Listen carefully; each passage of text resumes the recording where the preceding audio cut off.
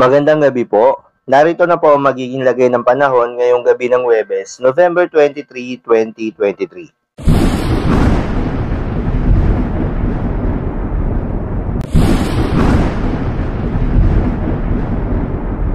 Sa kasalukuyan, shearline pa rin ang patuloy na nakakaapekto sa eastern section ng Southern Luzon at northeast monsoon naman ang patuloy na nakakaapekto sa nalalabing bahagi ng Luzon. Samantala, ayon sa PAGASA, wala namang binabantayan na anumang sama ng panahon o low pressure area o bagyo sa loob at labas ng Philippine Area of Responsibility na maaaring makaapekto sa ating bansa. Para naman sa mga lugar na apektado ng shearline o yung banggaan ng malamig at mainit na hangin kabilang na ang Aurora, Quezon, Camarines Norte at Camarines Sur, makararanas ng cloudy skies with scattered rain showers and thunderstorms. Kaya posible pa rin ang pagbaha o pagguho ng lupa dahil sa katamtaman hanggang sa kung minsan ay malakas na pag-ulan.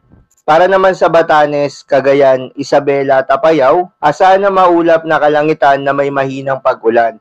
Dulot yan ng northeast monsoon. Para naman sa Metro Manila at nalalabing bahagi ng Luzon, asahan ng bahagyang maulap hanggang sa maulap na kalangitan na may isolated light rains. At sa natitirang bahagi ng bansa, asahan ng bahagyang maulap hanggang sa maulap na papawirin na may isolated rain showers or thunderstorms.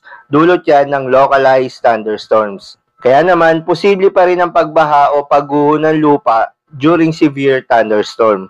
Sa mga nabanggit na lugar at inuulan na noong mga nakaraang araw pa, patuloy na pinag-iingat.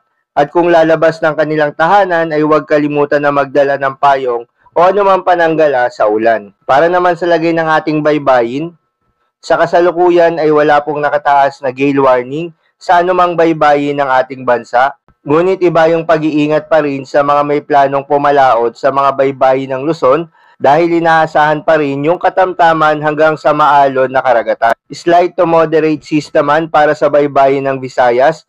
So malayang makakapalaot ang ating mga kababayan, lalong-lalo na yung mga maliliit na sasakyang pandagat. Para naman sa 3 days weather outlook, base sa weather forecast model na ating ginagamit ay wala namang banta o anumang sama ng panahon ngayong darating na weekend.